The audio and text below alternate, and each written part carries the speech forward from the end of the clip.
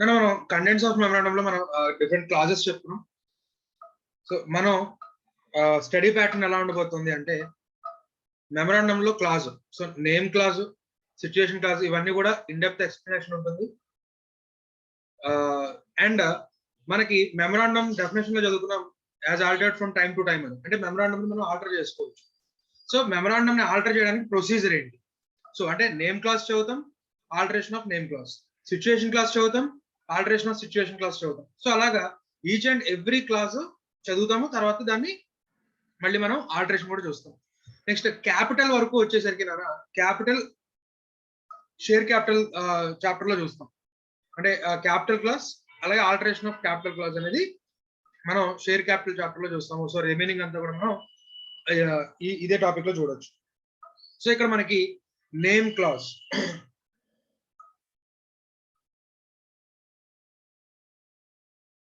So last class లో మనం name class గురించి చూసాము. సో ఇప్పుడు ఒక్కసారి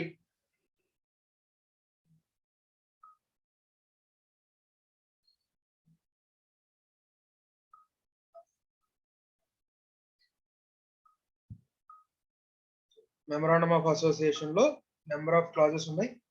అందులో ఫస్ట్ నేమ్ క్లాస్.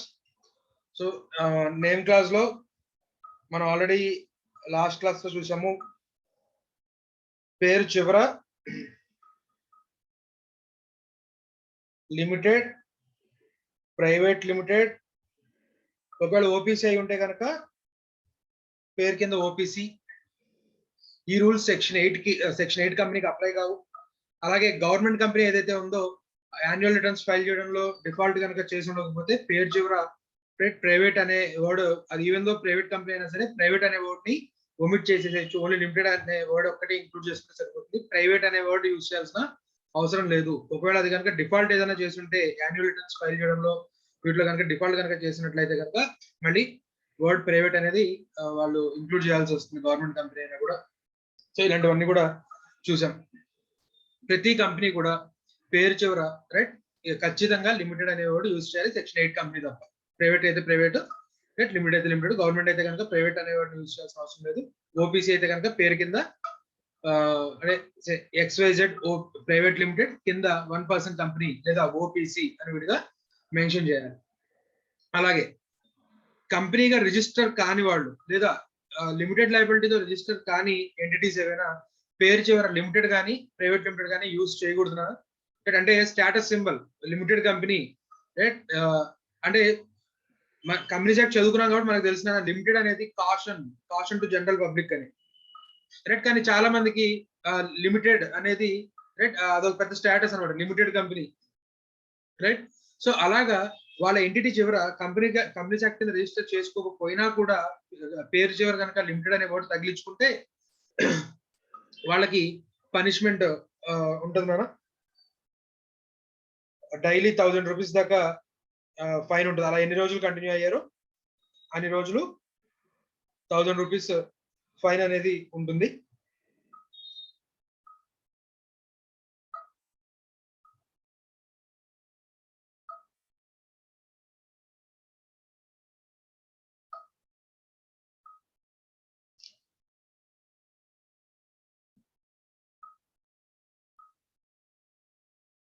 చూద్దాం, ఒక చిన్న పాయింట్ కింద ఉంటుంది మేడం టెక్స్ట్ లో, చూద్దాం దొరికినప్పుడు చెప్తాను. నెక్స్ట్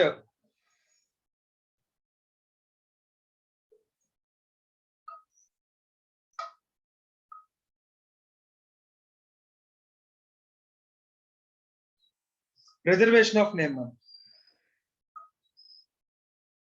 నేమ్ అనేది చాలా పెద్ద టాపిక్ మేడం, రైట్. నేను చెప్పిన ఆర్డర్ లో కనుక మీరు గుర్తుపెట్టుకుంటే రైట్ మనకు ప్రాక్టికల్ క్వశ్చన్ వచ్చినా కూడా ఓకే టెక్స్ట్ బుక్ లో మనం ఎక్కడో చదివామో అనే గుర్తయితే ఉంటుంది. లేకపోతే ఆ నేమ్ గురించి ఒకే చాప్టర్ లో అక్కడ ఒక చోట అక్కడ ఒక చోట అక్కడ ఒక చోట మెన్షన్ చేస్తాడు.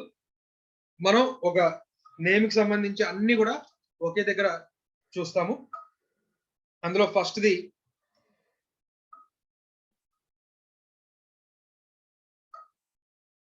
Reservation of name.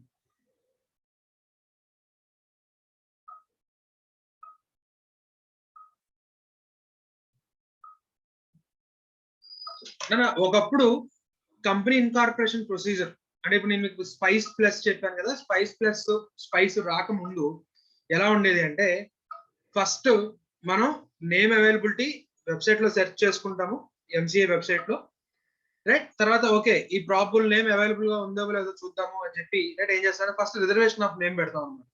అంటే రిజర్వేషన్ ఆఫ్ నేమ్ అనే ఒక ఫామ్ డౌన్లోడ్ చేసుకొని దాంట్లో రైట్ ఒక 5 పేర్లు రైట్ ఓకే ఈ నెంబర్ 1 అవైలబిలిటీ లేకపోతే 2 అవైలబిలిటీ లేకపోతే 3 అన్నట్టుగా ఒక 5 నేమ్స్ మనం రాసుకొని రైట్ ఒక 500 రూపీస్ పే చేసి మనం అప్లోడ్ చేస్తే విత్ రిక్వైర్డ్ డాక్యుమెంట్స్ ఎక్స్ప్లెనేషన్స్ ఇవన్నీ అప్లోడ్ చేస్తే ఆర్ఓసి రైట్ ఓకే ఆ నేమ్ అవైలబుల్ గా ఉంది.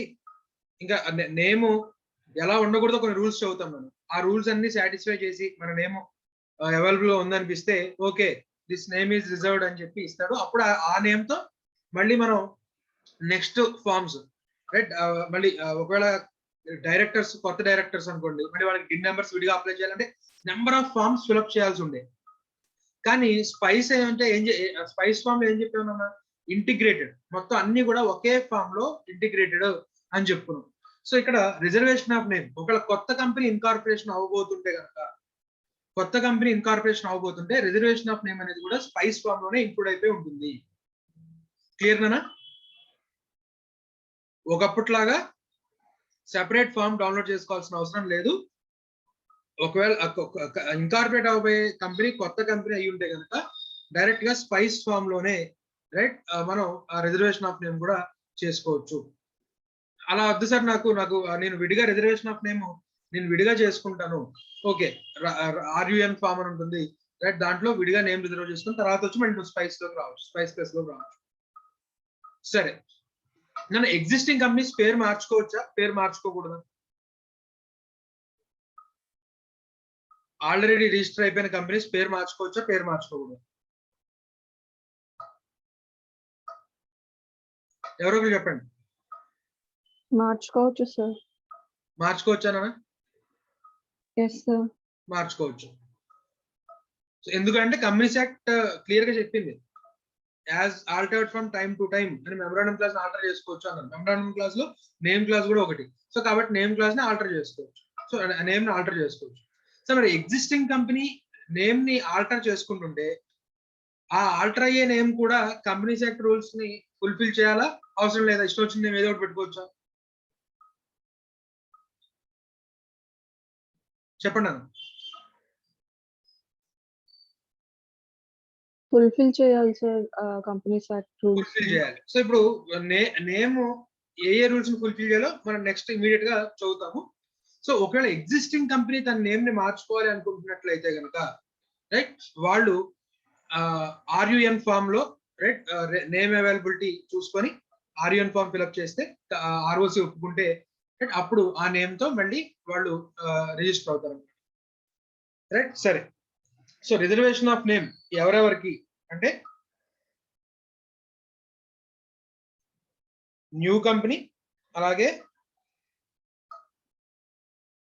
Existing company right. Existing company కూడా నేమ్ ఆల్టర్ చేసుకుంటూ రైట్ రిజర్వేషన్ ఆఫ్ నేమ్ చేసుకోవచ్చు. అయితే రిజర్వేషన్ ఆఫ్ నేమ్ అయిపోయింది, అది లైఫ్ టైం రిజర్వేషన్ ఉండదు నాన్న. అలా ఒకవేళ లైఫ్ టైం రిజర్వేషన్ కనుక ఇచ్చేసాం అనుకోండి రైట్, ఏం చేస్తాడు, జేబులో 500 ఉన్న ప్రతి ఒక్కడు కూడా రైట్ మంచి ఫ్యాన్సీ నేమ్స్ అన్ని కూడా రిజర్వ్ చేసుకుని వాడి దగ్గర పెట్టుకుంటాడు రైట్. సో ఇప్పుడు ఎవరికైతే ఆ పర్టికులర్ నేమ్ కావాలో ఆ నేమ్ ని బ్లాక్ లో అమ్ముకుంటాడు. సో అందువల్ల ఆ రిజర్వేషన్ కూడా ఒక టైం లిమిట్ పెట్టారు. ఏంటి ఆ టైం లిమిట్ అంటే ఎగ్జిస్టింగ్ కంపెనీకి అయితే కనుక రిజర్వేషన్ అప్రూవ్ అయిన దగ్గర నుంచి 60 days ఉంటుంది కదా.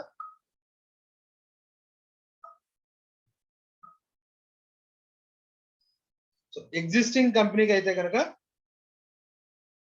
ఆర్యుఎన్ ఫామ్ అప్లై అయిన దగ్గర నుంచి 60 days దాకా రిజర్వేషన్ ఆఫ్ నేమ్ అవైలబిలిటీ ఉంటుంది. ఆ 60 days లోపు ఆ రిజర్వ్ అయిన నేమ్ ని యూజ్ చేసుకొని కొత్త నేమ్ ఆల్టర్ చేసుకున్నారు కదా, ఆ ఆల్టరేషన్ ఆఫ్ నేమ్ ని ఆర్ఓసి రిజిస్టర్ చేసుకోవాలి. అలాగే ఆల్టర్డ్ నేమ్ ని రిజిస్టర్ చేసుకోకపోతే ఆ రిజర్వేషన్ ఎక్స్పైరీ అయిపోతుంది రైట్.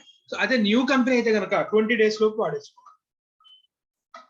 న్యూ కంపెనీ అయితే కనుక ఆ రిజర్వేషన్ ఆఫ్ నేమ్ ని 20 days లోపు వాడేసుకోవాలి.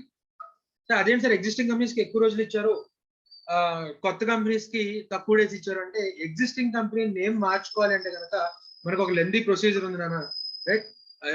జనరల్ మీటింగ్ పెట్టుకోవాలి, రెజల్యూషన్ స్పెషల్ రెజల్యూషన్ పాస్ చేసుకోవాలి. సో ఒక ప్రొసీజర్ ఉండింది. సో ఆ ప్రొసీజర్ కి టైం పడుతుంది కాబట్టి వాళ్ళకి ఒక 60 days టైం ఇచ్చారు. ఎగ్జిస్టింగ్ కంపెనీకి రైట్ జస్ట్ డాక్యుమెంట్స్ ఫైల్ చేయడమే కాబట్టి వాళ్ళకి తక్కువ టైం ఇచ్చారు. ఒకప్పుడు ఈ టైం ఎక్కువ ఉండేది నాన్న, ఇప్పుడు దాన్ని డేస్ లోకి తీసుకొచ్చేసారు, రైట్? సో ఎగ్జిస్టింగ్ కంపెనీ అయితే కనుక 60 days లోపు ఆ నేమ్ వాడేసుకోవాలి. న్యూ కంపెనీ అయితే కనుక 20 days లోపు, అంటే ప్రపోజ్డ్ కంపెనీ ఇంకా ఇన్కార్పొరేట్ అవ్వాలా, ఇన్కార్పొరేట్ అవ్వని కంపెనీ రిజర్వేషన్ ఆఫ్ నేమ్ తీసుకుంది. సో ఆ రిజర్వ్డ్ నేమ్ ని రైట్ 20 days లోపు వాడేసుకోవాలి. రైట్? ప్రమోటర్స్ ఎవరైతే ఉన్నారో వాళ్ళు ప్రపోజ్డ్ కంపెనీ తరఫున ఆర్యుఎన్ ఫామ్ ఫిల్అప్ చేసి రిజర్వేషన్ ఆఫ్ నేమ్ తీసుకున్నారు, ఆ నేమ్ ని 20 days లోపు వాడేసుకోవాలి. ఒకవేళ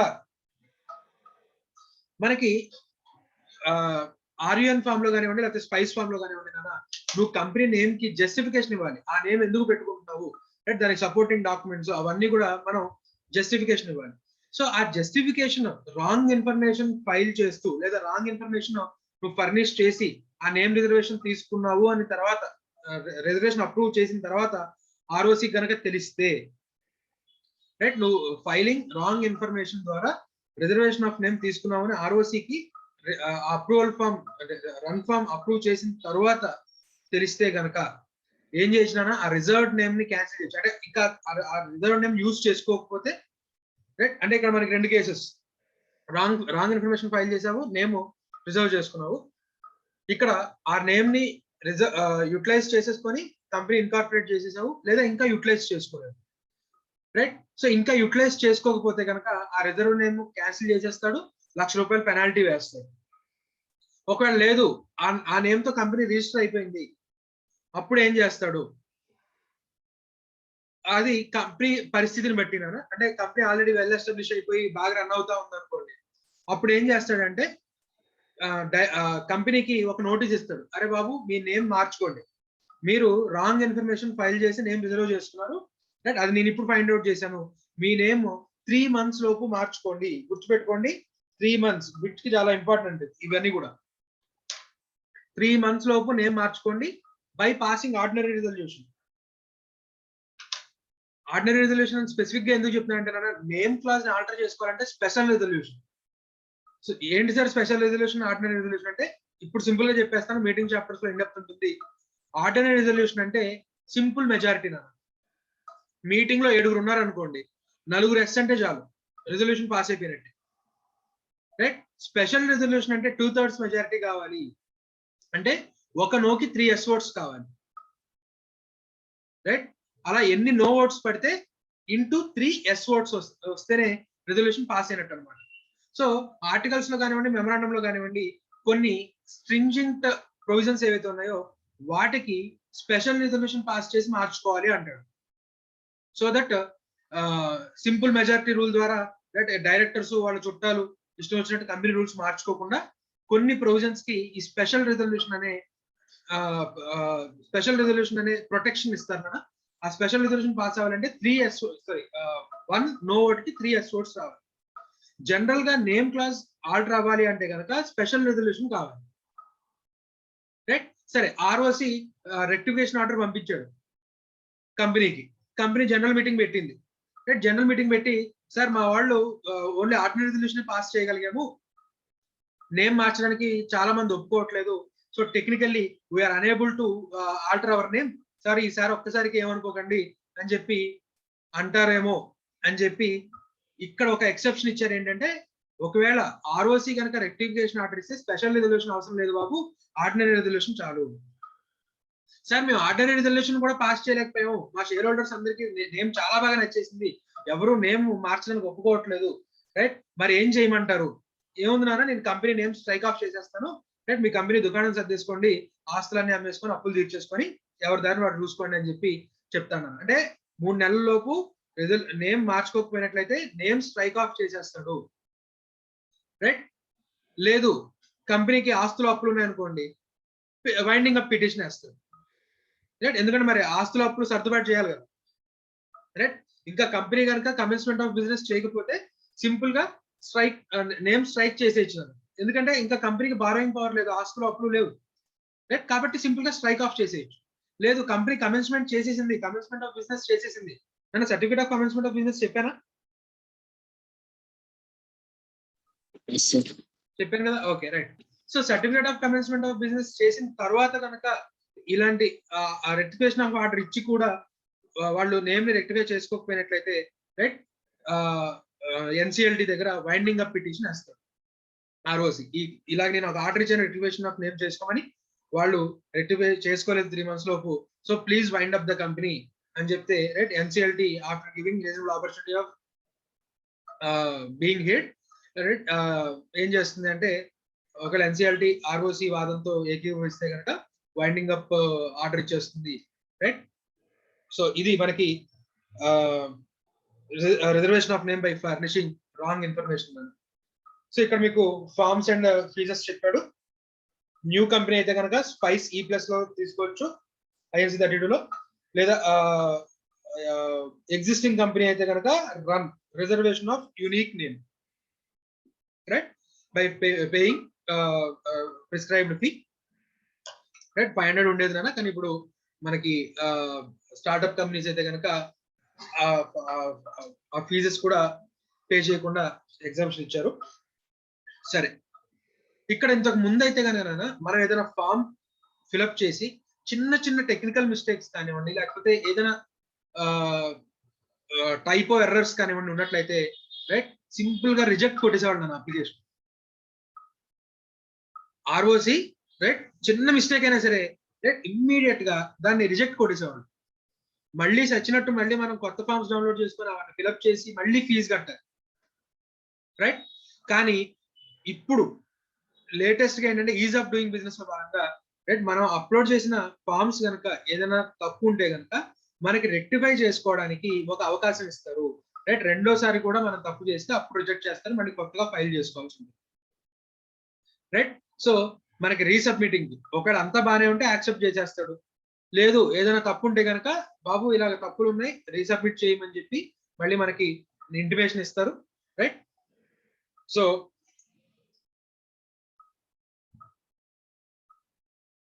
15 days లోపు మనం రెక్టిఫై చేసుకొని డిఫెక్ట్స్ రెక్టిఫై చేసుకొని అప్లోడ్ చేయొచ్చు, రైట్. ఎప్పటి నుంచి 23rd February 2020 నుంచి. అంతకుముందు అయితే రిజెక్ట్ నొక్కేసేవాళ్ళు సింపుల్ గా, రైట్.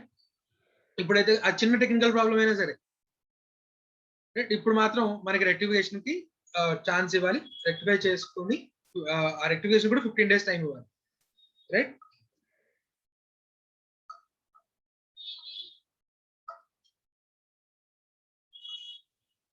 ఇది రిజర్వేషన్ ఆఫ్ నేమ్ నానా.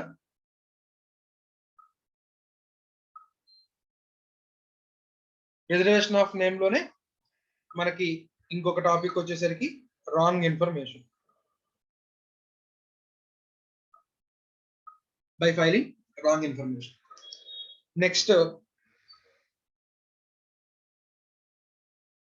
Legal requirements of name. ఇది ప్రాక్టికల్ క్వశ్చన్స్ లో అడిగాడు, డైరెక్ట్ గా థియరీ క్వశ్చన్ అడగకపోవచ్చు, రైట్. మనకి మాక్సిమం కంపెనీస్ యాక్ట్ లో 6 marks 4 marks 3 marks 2 marks ఈ రూపంలో అడుగుతున్నాడు.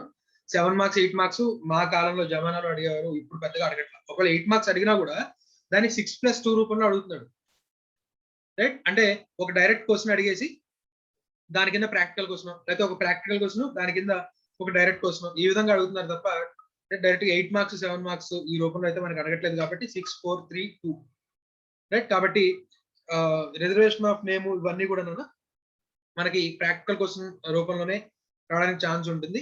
సో నేను కొన్ని చాలా లెందీ ఇది, దీంట్లో కొన్ని నేను చెప్తాను, మీరు ఒక టెక్స్ట్ బుక్ రీడింగ్ చేసేసి, రైట్, ఓవరాల్ గా గుర్తుపెట్టుకోండి.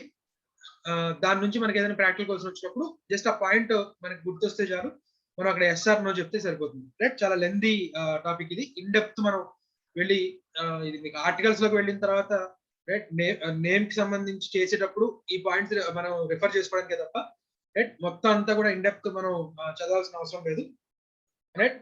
So legal requirements of name section 4.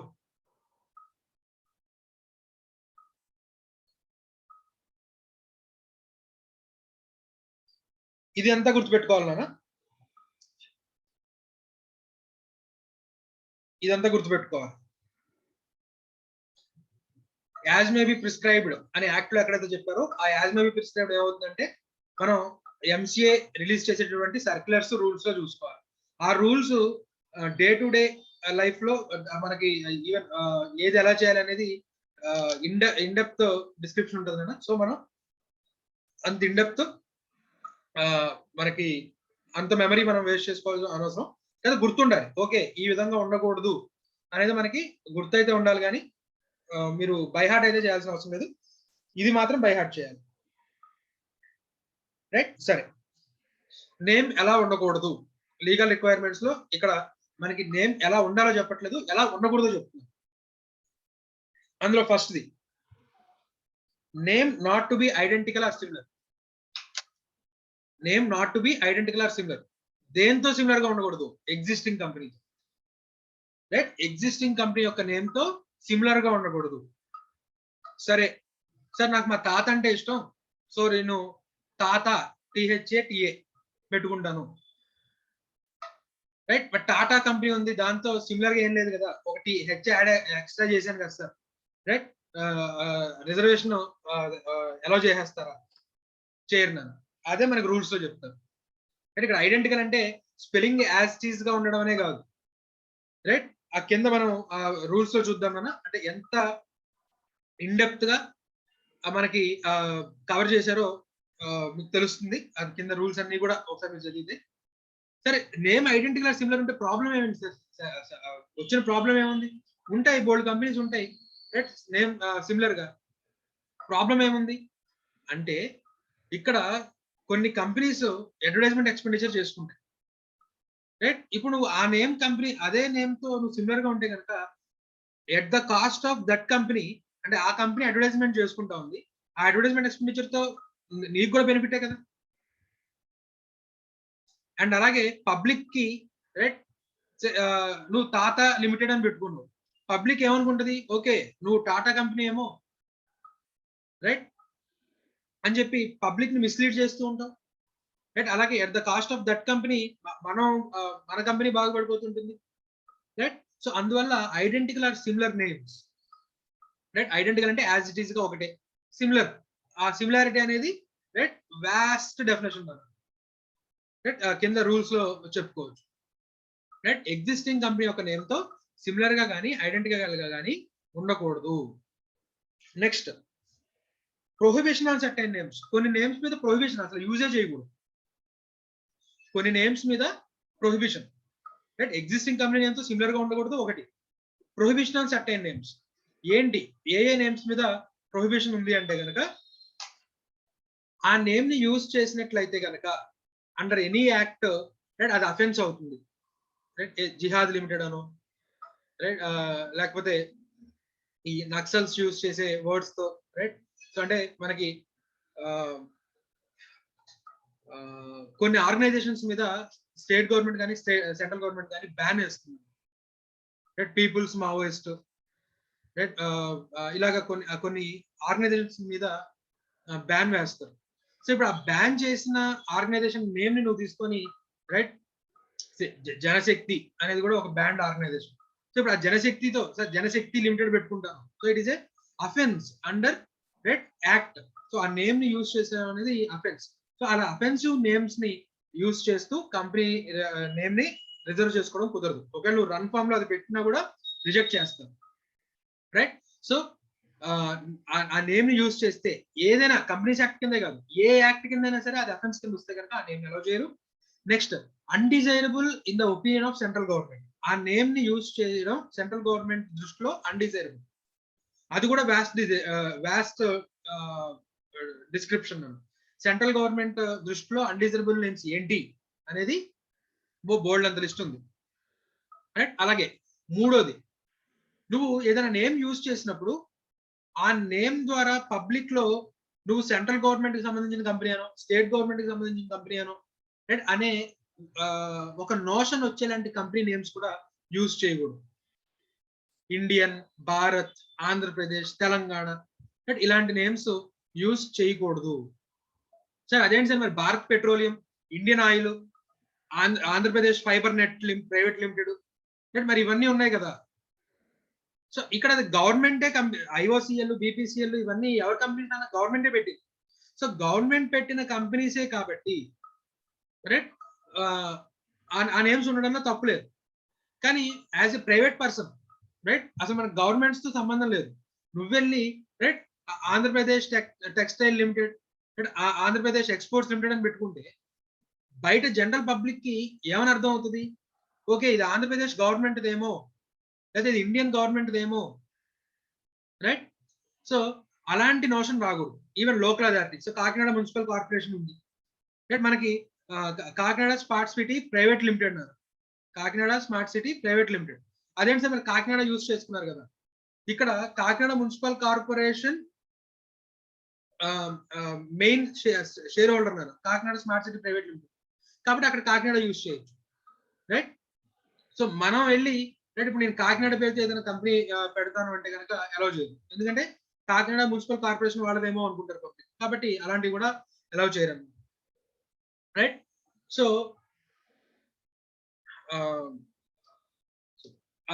ఏదైతే నేమ్ ఉందో ఆ నేమ్ యూసేజ్ ద్వారా సెంట్రల్ గవర్నమెంట్ స్టేట్ గవర్నమెంట్ సంబంధించిన కంపెనీ లేదా సెంట్రల్ గవర్నమెంట్ ఎస్టాబ్లిష్ చేసిన కంపెనీ ఏదైతే ఉందో ఆ కంపెనీకి సంబంధించిన కంపెనీ అనే నోషన్ పబ్లిక్ లోకి వెళ్ళకూడదు ఆ నేమ్ ద్వారా రైట్. సో అలాంటి నేమ్స్ కూడా ప్రొహిబిట్ చేస్తున్నారు. అలాగే ఏదైతే కంపెనీలో నువ్వు యూజ్ చేస్తున్న వర్డ్ నేమ్ ఏదైతే ఉందో ఆ నేమ్ సెంట్రల్ గవర్నమెంట్ అప్రూవల్ తీసుకోవాల్సింది ఉంది. అంటే ఏ నేమ్స్ కి సెంట్రల్ గవర్నమెంట్ అప్రూవల్ తీసుకోవాలో రైట్, మళ్ళీ మనం ఇక్కడ అన్డిజైరబుల్ లో ఆ లిస్ట్ లో చదువుతాం కదా. సో ఆ నేమ్ ని కనుక యూజ్ చేయాలి అంటే కనుక సెంట్రల్ గవర్నమెంట్ పర్మిషన్ కావాలి. అంటే సో మరి నేను ఫేస్బుక్ ఇండియాలో, అంటే ఫేస్బుక్ ఇండియాలో కూడా ఇన్కార్పొరేట్ అయింది యాక్చువల్గా యుఎస్ కంపెనీ. ఇండియాలో దాని పేరేంటో ఏమన్నా ఐడియా ఉందా మీకు? గూగుల్ కానివ్వండి, అంటే ఇలాంటివన్నీ కూడా ఇండియాలో కూడా ఇన్కార్పొరేట్ అయ్యాయి. వాటి నేమ్స్ ఐడియా ఉందా? ఇండియాలో ఏ నేమ్స్ తో ఇన్కార్పొరేట్ అయ్యాయో?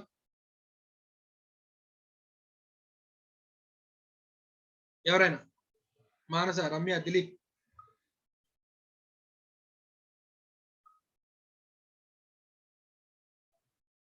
ఐడియా ఉందా నాన్న? Google India limited, Facebook India limited. Sir మరి వీళ్ళ పేరులో ఇండియా వాడేశారు కదా. సో ఇవి MNC companies, number of countries లో ఇన్కార్పొరేట్ అయి ఉన్నాయి. కాబట్టి ఇండియాలో ఉన్నప్పుడు, ఇండియాలో ఇన్కార్పొరేట్ అయినప్పుడు ఫేస్బుక్ వాళ్ళ జియోగ్రాఫికల్ లొకేషన్ కోసం రైట్ ఇండియా అనే వర్డ్ యూజ్ చేయొచ్చు, సెంట్రల్ గవర్నమెంట్ పర్మిషన్ తీసుకోవాలి. అలాగా ఏవైతే కొన్ని అన్డిజైరబుల్ నేమ్స్ ఉన్నాయో ఆ వర్డ్స్, అన్డిజైరబుల్ వర్డ్స్ ఏవైతే ఉన్నాయో ఆ వర్డ్స్ యూజ్ చేసినప్పుడు సెంట్రల్ గవర్నమెంట్ పర్మిషన్ తీసుకోవాలి. సో అలాగా సెంట్రల్ గవర్నమెంట్ పర్మిషన్ తీసుకోకుండా మనం వాడుకోవడం అనేది ప్రొహిబిటెడ్ రైట్. ఇక్కడ వరకు క్లియర్ అన్నా?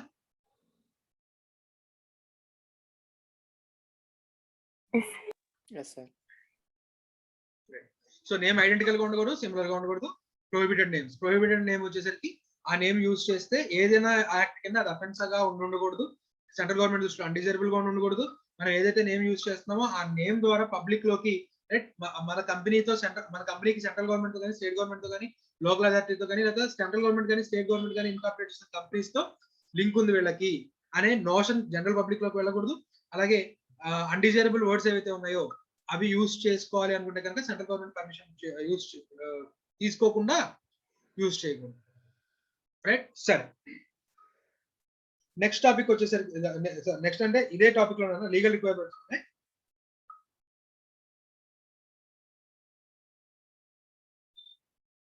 దీనికి సంబంధించిన ఐడెంటికల్ ఆర్ సిమిలర్ ఎలా లెక్కేస్తారు అంటే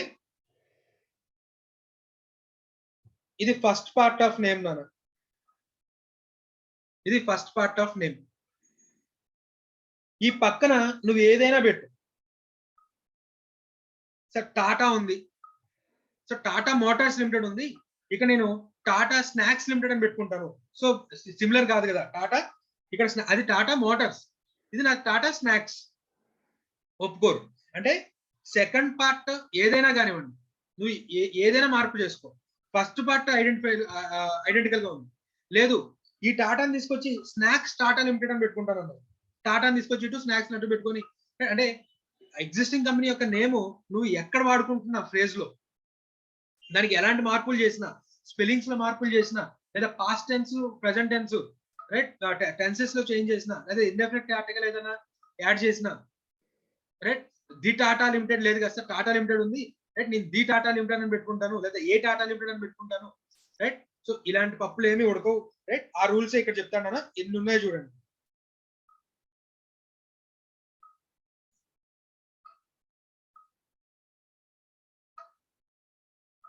రైట్. ఇక్కడ చెప్తున్నాడు నువ్వు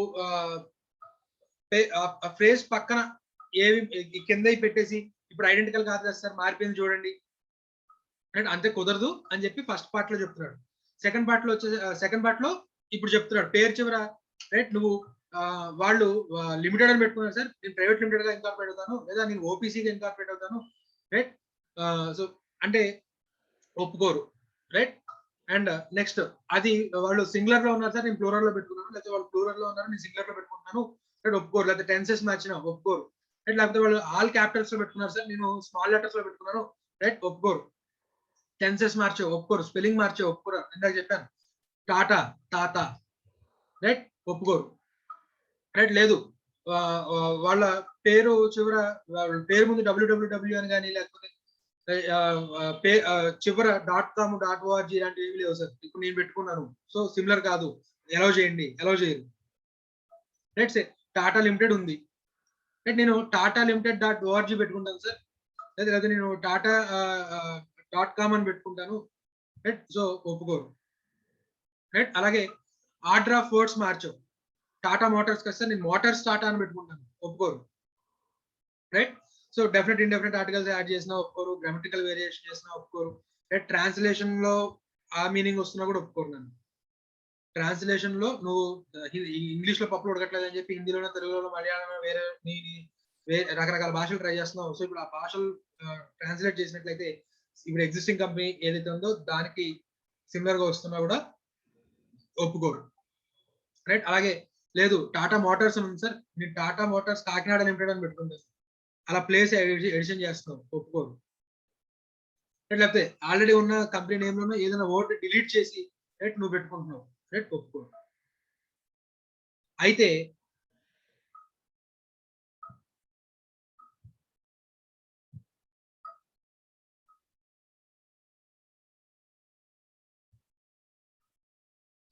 ఈ నాలుగిటికి కూడా ఒక ఎక్సెప్షన్ ఉంది నాన్న రైట్.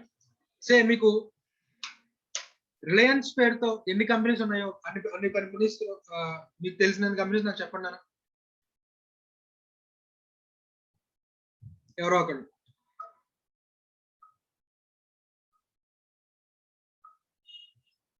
కొన్ని టాటా పేరుతో ఉన్న కంపెనీస్ ఏమి ఉన్నాయో ఒకసారి నాకు చెప్పగలరా తెలిసిన వాళ్ళు, మీకు ఎన్ని తెలిస్తే అన్నీ.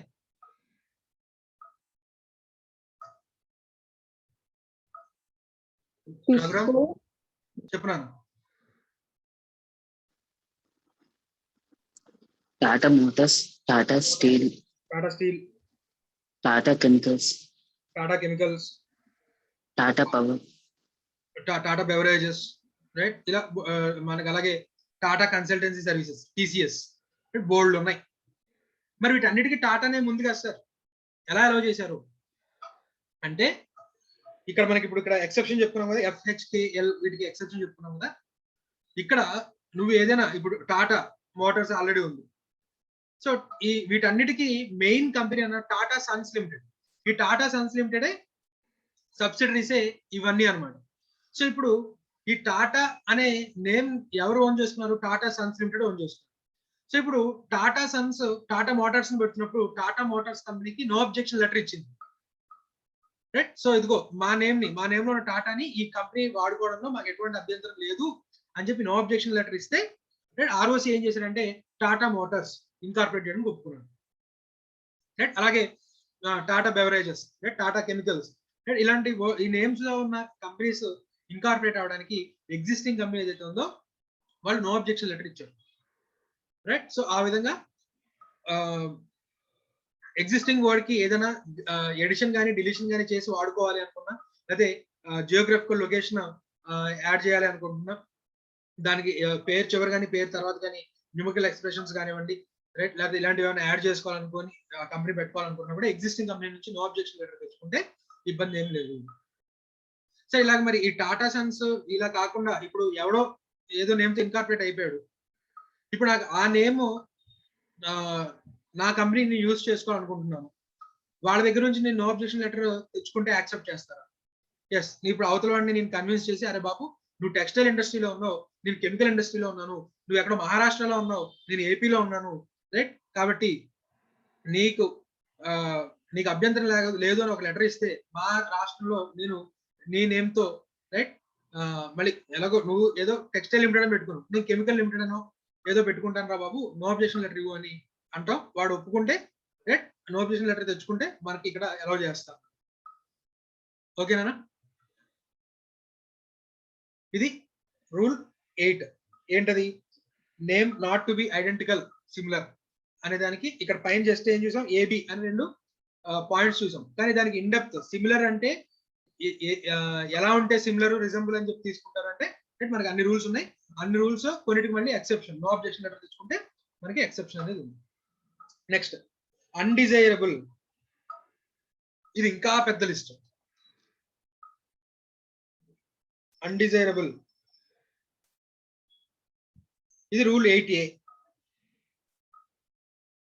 చూడండి ఎన్ని ఉన్నాయో ఇక్కడ వరకు,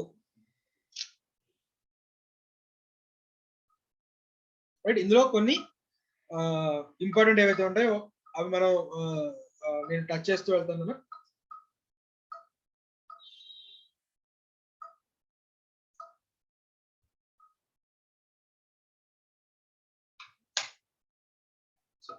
ఒకటి, నేమ్స్ అండ్ ఎంబ్లమ్స్ యాక్ట్ లో ఉన్న నేము, అంటే మనకి ఇక్కడ national symbols, national birds declare చేసాం కదా, అది స్టేట్ యాక్ట్ ద్వారా మనం అయితే కనుక ఈ పూర్ణ కుంభం, పాలపెట్ట, రైట్, ఇలాంటివన్నీ మన state names and emblems act ద్వారా. అలాగే సెంట్రల్ గవర్నమెంట్ ఏమో అశోక్ చక్రం, 3 సింహాలు, ఇలాంటివన్నీ అక్కడ. ఇంకా మనకి నేషనల్ బర్డ్స్ ఇలాంటివన్నీ కూడా ఆ యాక్ట్ ద్వారా మనం నోటిఫై చేసి ఉంటాం. సో అలాగే ఏవైతే నోటిఫై చేసిన నేమ్స్ అండ్ ఎంబ్లమ్స్ యాక్ట్ లో ఉన్న ఎంబ్లమ్ కానీ నేమ్ ని కానీ మనం యూజ్ చేయకూడదు. అది సెంట్రల్ గవర్నమెంట్ దృష్టిలో అన్డిజైరబుల్ అయి ఉంటుంది, రైట్. మనం ఆ నేమ్ ని యూజ్ చేయడం కుదరదు, రైట్. అలాగే ట్రేడ్ మార్క్స్ యాక్ట్ కింద, రైట్, సో కంపెనీగా ఇన్కార్పొరేట్ అవ్వలేదు, కానీ ట్రేడ్ మార్క్స్ కొన్ని రిజిస్టర్ అవుతాయి. ఇది మనం మనం WTOతో సైన్ చేసాం కదా. WTO సైన్ చేసినప్పటి నుంచి ఏంటంటే WTO మెంబర్ కంట్రీస్ లో సో ఇండియాలో మనం ఒక ట్రేడ్ మార్క్ రిజిస్టర్ చేస్తాం. సో ఇప్పుడు మన ట్రేడ్ మార్క్ మొత్తం WTO మెంబర్ కంట్రీస్ అన్నిటిలో కూడా వ్యాలిడ్ అవుతుంది, రైట్. అంటే ఇప్పుడు మన ట్రేడ్ మార్క్ తో ఇంకే కంట్రీలో కూడా, రైట్, అలాంటి నేమ్ తో గూడ్స్ కానీ ఏవి ఉండకూడదు, రైట్. సో ఆ విధంగా ఏంటంటే ట్రేడ్ మార్క్, మన ఇండియన్ ట్రేడ్ మార్క్స్ యాక్ట్ కింద ఏదైతే ట్రేడ్ మార్క్స్ రిజిస్టర్ అయి ఉన్నాయో ఆ ట్రేడ్ మార్క్స్ తో నువ్వు కంపెనీ ఏర్పాటు చేయకూడదు. సరే వాళ్ళు ఒక గూడ్ గా రిజిస్టర్ అయ్యారు అంతే కదా, వాళ్ళు కంపెనీగా రిజిస్టర్ అవ్వలేదు, రైట్. నేను ఇప్పుడు దాన్ని యూజ్ చేసుకుంటాను, కంపెనీగా నేమ్ గా యూజ్ చేసుకుంటాను, రైట్. ఇక్కడ సెంట్రల్ గవర్నమెంట్ దృష్టిలో అది అన్డిజైరబుల్. సే మీకు డబుల్ హార్స్ మిరపగుండ్లు ఉందనుకోండి, అది రిజిస్టర్డ్ ట్రేడ్ మార్క్. ఆ కంపెనీ నేమ్ ఏదైనా అయి ఉండొచ్చు, కానీ ఆ కంపెనీ నేమ్ వాళ్ళు డబుల్ హార్స్ అనే ట్రేడ్ మార్క్ రిజిస్టర్ చేస్తున్నారు. సో ఇప్పుడు ఆ డబుల్ హార్స్ ట్రేడ్ మార్క్ ఆ నేమ్ ని నువ్వు తీసుకొని నువ్వు దాన్ని కంపెనీగా ఇన్కార్పొరేట్ చేయకూడదు. అయితే గీతే ఏదైతే ఆ ట్రేడ్ మార్క్ ని హోల్డ్ చేస్తున్న కంపెనీ కానీ పర్సన్ కానీ ఎవరైతే ఉన్నారో ఆ పర్సన్ నో అబ్జెక్షన్ లెటర్ లేదా డిక్లరేషన్ అఫిడవిట్ ఇచ్చి ఈ ట్రేడ్ మార్క్ నా పేరు మీద ఉంది, నేనే కంపెనీ స్టార్ట్ చేస్తానంటే ఒప్పుకుంటారు. కానీ థర్డ్ పర్సన్ ఇప్పుడు ఆ ట్రేడ్ మార్క్ ని యూజ్ చేస్తానంటే కుదరదు, రైట్. సో ఇక్కడ మీకు సో ట్రేడ్ మార్క్ రిజిస్టర్ అయినవి ఏవైతే ఉన్నాయో ఆ ట్రేడ్ మార్క్ నేమ్ తో నేమ్ సిమిలర్ గా ఉండకూడదు, ఐడెంటికల్ గా ఉండకూడదు, రైట్. ఆ ట్రేడ్ మార్క్ ఓనర్ అయితే పర్లేదు, ఆ ట్రేడ్ మార్క్ ప్రమోటర్ అయితే కనుక ప్రమోటరే ఆ ట్రేడ్ మార్క్ ఓనర్ అయితే యూజ్ చేసుకోవచ్చు తప్ప థర్డ్ పర్సన్ యూజ్ చేయడానికి కుదరదు, రైట్. అలాగే ఒక సెక్షన్ ఆఫ్ పీపుల్ ని అవమానపరిచేదిగా మనం కంపెనీలో కంపెనీ నేమ్ లో యూజ్ చేసే వర్డ్ ఉండకూడదు. రైట్. అలాగే ఎల్ఎల్పి మనకి పార్ట్నర్షిప్ అనేది యాక్చువల్గా స్టేట్ సబ్జెక్ట్, కానీ ఎప్పుడైతే దానికి లిమిటెడ్ లయబిలిటీని ఇస్తూ లిమిటెడ్ లయబిలిటీ పార్ట్నర్షిప్ తీసుకొచ్చామో దానికి బాడీ కార్పొరేట్ స్టేటస్ వచ్చింది. దాన్ని ఇప్పుడు మళ్ళీ సెంట్రల్ గవర్నమెంట్ గవర్న్ చేస్తుంది. నువ్వు పార్ట్నర్షిప్ రిజిస్టర్ చేసుకోవాలనుకుంటే మన state sub register office, right, SRO ఆఫీస్కి వెళ్తే ఎస్ఆర్ఓ ఆఫీస్ స్టేట్ కి సంబంధించింది అన్నమాట, స్టేట్ పరిధిలో ఉంటుంది, అక్కడ రిజిస్టర్ చేసుకుంటే సరిపోతుంది. కానీ ఎల్ఎల్పి ఎంసీఏ వెబ్సైట్ లో ఇన్కార్పొరేట్ చేయండి, ఎందుకంటే అది బాడీ కార్పొరేట్ కాబట్టి. సో అంటే ఈవెన్ ఎల్ఎల్పి నేమ్ తో కూడా సిమిలర్ గా ఉండకూడదు మన నేమ్, రైట్. అలాగే ఎల్ఎల్పి నేమ్ కూడా ఎగ్జిస్టింగ్ కంపెనీ నేమ్ తో సిమిలర్ గా ఉండకూడదు, రైట్. అదే చిట్ ఫండ్ కంపెనీ కాకుండా నువ్వు పేరులో చిట్ అనే వర్డ్ యూజ్ చేస్తానన్నా, అయితే నువ్వు చిట్ ఫండ్ కంపెనీ అయ్యుండి పేరులో చిట్ అనే వర్డ్ ని యూజ్ చేయకపోయినా, రైట్, ఒప్పుకోడు. అలాగే నువ్వు ఫైనాన్స్ యాక్టివిటీ ఏమీ లేదు అంటే నేమ్ మన యాక్టివిటీని రిజంబుల్ చేసేది ఉండాలి. ఫ్యాన్సీగా ఉంది కదా అని చెప్పి, రైట్, ఫ్యాన్సీగా ఉంది కదా పేరు చివర .com అని వాడతానంటే ఒప్పుకో. నువ్వు నిజంగా టెక్ కంపెనీ లేకపోతే ఆన్లైన్ సర్వీసెస్ ఏదైనా ఇస్తున్నావు, అలాంటప్పుడు .com యూజ్ చేసుకోవచ్చు, లేదా www యూజ్ చేసుకోవచ్చు. లేదా నువ్వు జస్ట్ ఏదో ఫ్యాన్సీగా ఉంది కదా అని చెప్పి .com యూజ్ చేస్తానంటే యూజ్ చేసుకున్నాను. అంటే ఇక నేను ఒక సింపుల్ ఎగ్జాంపుల్ గా చెప్తున్నాను. మన కంపెనీ నేమ్ మన యాక్టివిటీని రిజంబుల్ చేసేదిగా ఉండాలి, మన వాల్యూమ్ ఆఫ్ బిజినెస్ ని రిజంబుల్ చేసేదిగా ఉండాలి, రైట్. వీధి చివరి పాండప పట్టుకున్నాడు కూడా కంపెనీ ఇన్కార్పొరేట్ చేసుకోవచ్చు, రైట్. కానీ వాడు పేరు చివర గ్లోబల్, రైట్, లేకపోతే ఎక్స్పోర్ట్స్ ఇలాంటి వర్డ్ యూజ్ చేస్తున్నాడు అనుకోండి, ఆ పేరు విన్నవాడికి ఏమని అర్థం చేసుకుంటారు, అప్పుడు చాలా పెద్ద కంపెనీ అనుకుంటుంది. సో అంటే మన వాల్యూమ్ ఆఫ్ బిజినెస్ ని అలాగే మనం చేసే పని రిజంబుల్ చేసేదిగా ఉండాలి కానీ, రైట్, ఆ విధంగా లేకపోయినా కూడా సెంట్రల్ గవర్నమెంట్ ఒప్పుకోదు అని చెప్తారు, రైట్. అలాగే అబ్రివేషన్ అంటే ఇప్పుడు ఆల్రెడీ మనకి Tata consultancy limited services limited, Tata consultancy services limited, ఇది యాక్చువల్గా కంపెనీ నేమ్ పేరు. జనరల్ గా పబ్లిక్ లో అది టీసీఎస్ అంటాం. సో రిజిస్టర్ అయింది Tata consultancy service limited sir, నేను టీసీఎస్ గా పెట్టుకుంటాను, నేను టీసీఎస్ యూజ్ చేస్తాను. సో అలా అబ్రివేషన్ సెంట్రల్ గవర్నమెంట్ దృష్టిలో అన్డిజైరబుల్, ఒప్పుకోరు, రైట్. అలాగే లిమిటెడ్ లయబిలిటీ పార్ట్నర్షిప్ ఆల్రెడీ మనం నెక్స్ట్ ఒకవేళ ఇది ఆల్రెడీ ఫారిన్ కంట్రీలో ఇన్కార్పొరేట్ అయిన కంపెనీ ఇప్పుడు ఆ కంపెనీ ఇండియాకి వస్తా ఉంది, ఇండియాలో కూడా ఇన్కార్పొరేట్ అవుదాం అనుకుంటుంది, కానీ ఆ నేమ్ తో ఇండియాలో ఆల్రెడీ ఒక కంపెనీ ఉంది. సో అటువంటిప్పుడు ఏంటంటే ఆ పేరు చివర జియోగ్రఫీ ఇండియా లిమిటెడ్ లేకపోతే ఏషియా లిమిటెడ్ ఇలాగా పేరు చివర చిన్నది ఎడిషన్ చేసుకొని ఇండియాలో ఇన్కార్పొరేట్ అవడానికి ఛాన్స్ ఇస్తారు, రైట్. అదర్వైజ్ పెద్ద పెద్ద ఎంఎన్సీ కంపెనీస్ మన ఇండియాకి వచ్చి పేరు మార్చుకోమంటే, రైట్, ఎందుకు మార్చుకుంటారు? అందుకని ఒకవేళ ఫారిన్ కంట్రీలో ఇన్కార్పొరేట్ అయ్యి ఇండియాకి వస్తున్నారు, ఇండియాకి వస్తున్నప్పుడు ఆ నేమ్ తో ఇండియాలో ఆల్రెడీ కంపెనీ ఉంది అనుకోండి, అటువంటిప్పుడు పేరు చివర రిక్వైర్డ్ ఎడిషన్స్ చేసుకొని ఇండియాలో ఇన్కార్పొరేట్ అవడానికి ఛాన్స్ ఇస్తారు, రైట్. అలాగే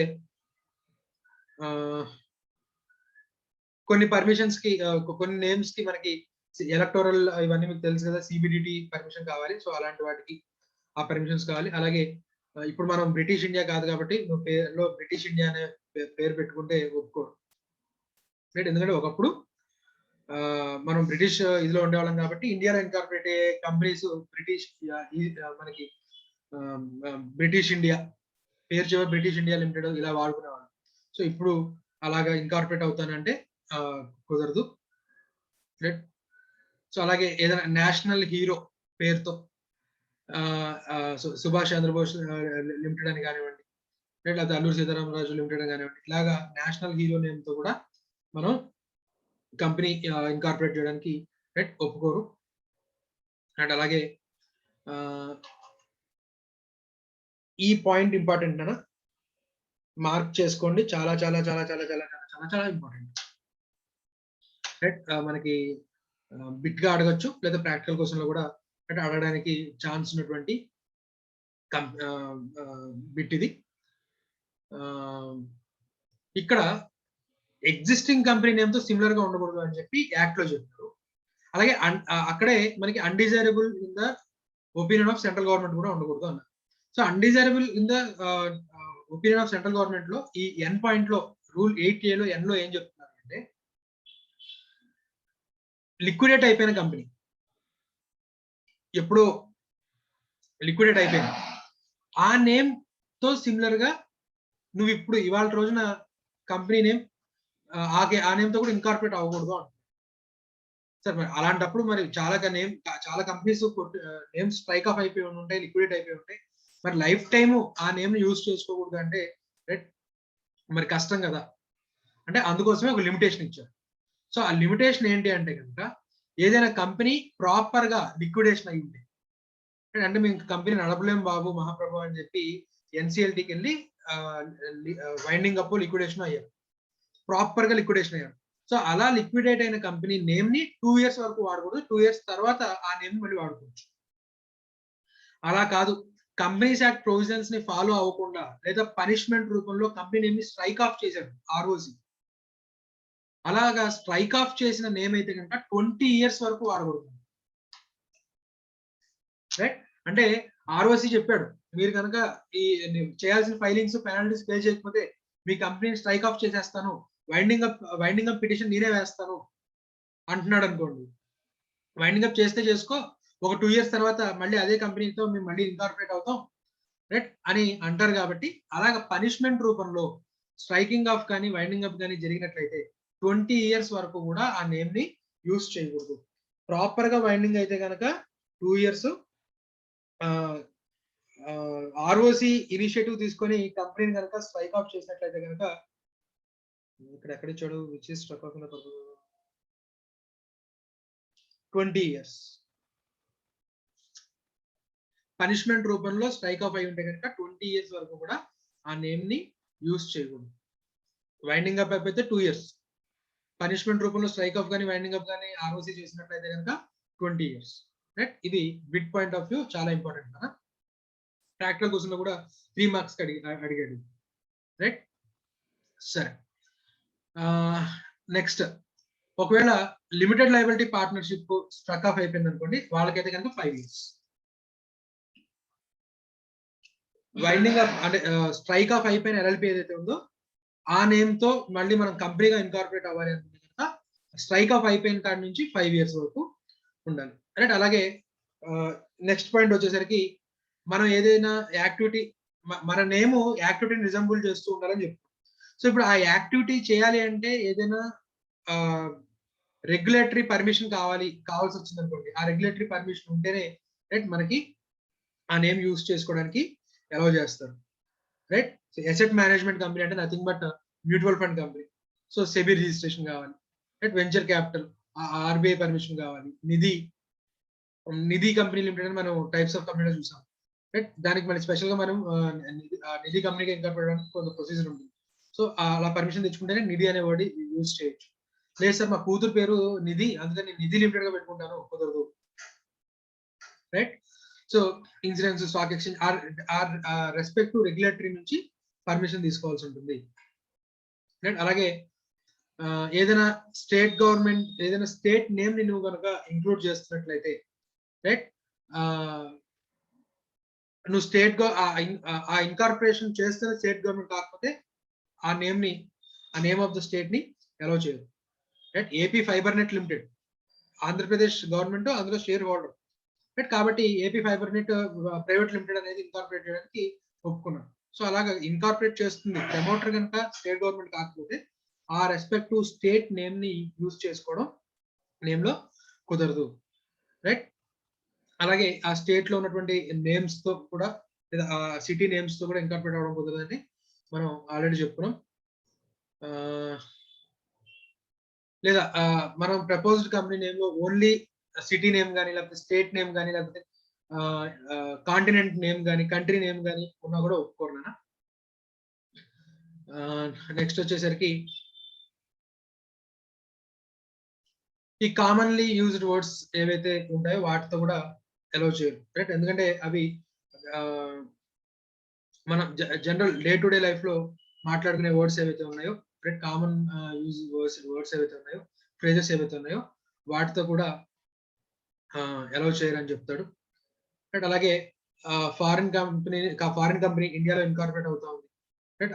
అవుతున్నప్పుడు వాళ్ళ జియోగ్రఫికల్ ఎస్టాబ్లిష్మెంట్ కోసం వాళ్ళు ఇండియా లిమిటెడ్ అని కానివ్వండి, లేకపోతే ఆంధ్రప్రదేశ్ లిమిటెడ్ పేరులో ఆంధ్రప్రదేశ్, లేకపోతే వాళ్ళు ఏ సిటీలో అయితే ఇన్కార్పొరేట్ అవుతారో ఆ సిటీ నేమ్ యూజ్ చేసుకుంటామని పర్మిషన్ తీసుకుంటే వాళ్ళకి ఆ పర్మిషన్ ఇస్తారు, రైట్? అలాగే ఎనిమి కంట్రీ నేమ్, రైట్? మనకి ఆల్రెడీ ఏలియన్ ఎనిమి అంటాం, వార్ డిక్లేర్ చేసినప్పుడు ఏలియన్ ఎనిమి అవుతాడు. సో ఆ ఏలియన్ ఎనిమిగా ఉన్నంత కాలం ఆ కంట్రీ నేమ్ ని, రైట్, నువ్వు జియోగ్రఫికల్ దీనికోసం కూడా యూజ్ చేయడానికి కుదరదని చెప్తారు, రైట్? సో మిగతావన్నీ కూడా జస్ట్ మీరు ఒక సింపుల్ రీడింగ్ ఇవ్వడం మీకు అర్థమవుతుంది. ఛాంబర్ ఆఫ్ కామర్స్ కానివ్వండి, ఇలాంటివన్నీ కూడా ఏంటంటే వాళ్ళ యాక్టివిటీ దాన్ని బట్టి చూసి ఇస్తారు. Next 8B, words are expression which can be used only after obtaining previous approval of CG, right? మళ్ళీ పైన మనం చెప్పుకున్నాం సెంట్రల్ గవర్నమెంట్ అప్రూవల్ కావాలి అని చెప్పి లాస్ట్ పాయింట్ లో చెప్పుకున్నట్టున్నాం కదా.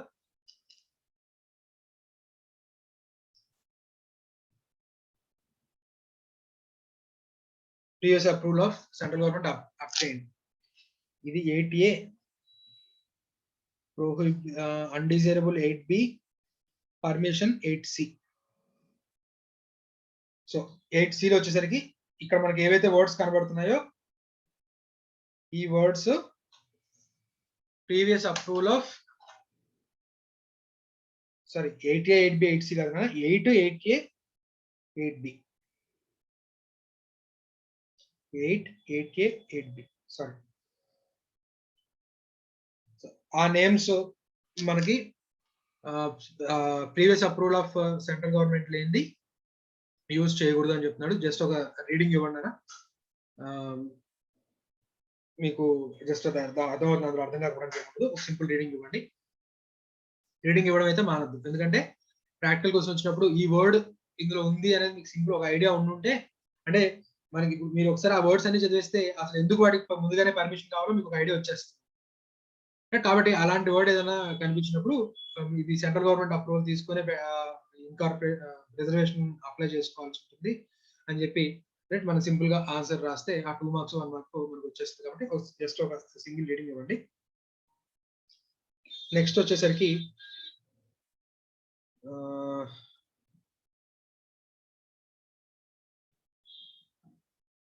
నేమ్ కి సంబంధించి ఇంకొకటి,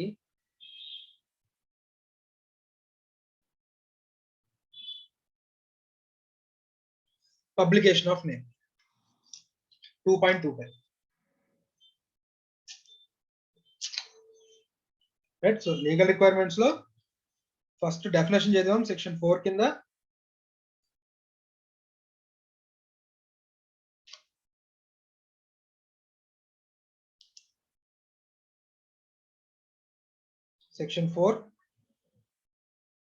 సెక్షన్ 4 లో మళ్ళీ మనకి identical or similar,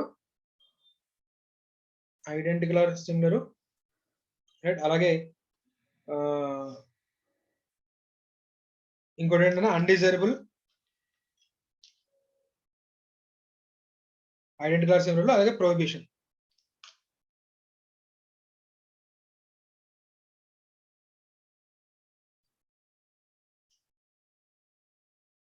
identical or similar లో మరి రూల్స్ వచ్చేసరికి 8, ప్రొహిబిషన్ లో మళ్ళీ చాలా పాయింట్స్ ఉన్నాయి, దాంట్లో 8A 8B, రైట్? సో మళ్ళీ ప్రొహిబిషన్ లో మళ్ళీ పాయింట్స్ అవి గుర్తుపెట్టుకోవాలి విడిగా. ఏదైతే నేమ్ ఉందో ఆ నేమ్ ఏదైనా యాక్ట్ కింద అఫెన్స్ అయితే దాన్ని యూజ్ చేయకూడదని, సో అలాంటివన్నీ ఏవైతే ఉన్నాయో ఆ పాయింట్స్ గుర్తుపెట్టుకోవాలి. రూల్స్ లీగల్ గా గుర్తుపెట్టుకోవాలి, బై హార్ట్ అయితే చేయాల్సిన అవసరం లేదు. ఈ లెఫ్ట్ లో అంటే ఈ పాయింట్ గుర్తుండాలి అన్న, పాయింట్లు గుర్తుండాలి. మనం ఒకవేళ అడిగితే కనుక యాసిడ్ అది మనం ప్రొడ్యూస్ చేయాలి. రూల్స్ మీకు లీగల్ గా గుర్తుండి, రైట్, దీనికి సెంట్రల్ గవర్నమెంట్ పర్మిషన్ కావాలి, ఇది సెంట్రల్ గవర్నమెంట్ దృష్టిలో అన్డిజైరబుల్ అని చెప్పగలిగితే చాలు మనం, రైట్? సో లీగల్ రిక్వైర్మెంట్స్ తర్వాత నెక్స్ట్ ఏమని చెప్తున్నాం మనం, నెక్స్ట్ ఏం చెప్దాం అనుకున్నాం? Publication of name.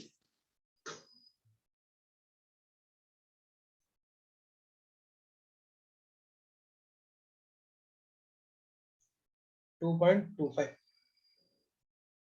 ఇది మన పారా నెంబర్ అన్న, సెక్షన్ ఏదో కాదు. మళ్ళీ మీరు ఎగ్జామ్ లో అప్లికేషన్ ఆఫ్ నేమ్ అనగానే 2.25 అని రాస్తారు. ఆ సెక్షన్ కాదు ఏది కాదు, మీ రిఫరెన్స్ కోసం. ఎందుకంటే ఒక్కో చోట రైట్ ఇసిరేసినట్టు ఉన్నాయి కాబట్టి రైట్ మీకు ఐడెంటిఫికేషన్ కోసం నేను అక్కడ పారా నెంబర్ రాస్తున్నాను. సో నేమ్ ని మనం పబ్లిష్ చేసిన ప్రతి చోట కూడా ఎలా పబ్లిష్ చేయాలి, ఏ విధంగా మనం డిస్ప్లే చేయాలి మన నేమ్ ని, దానికి కూడా చాలా స్పెసిఫిక్ గా రూల్స్ ఇచ్చారు మన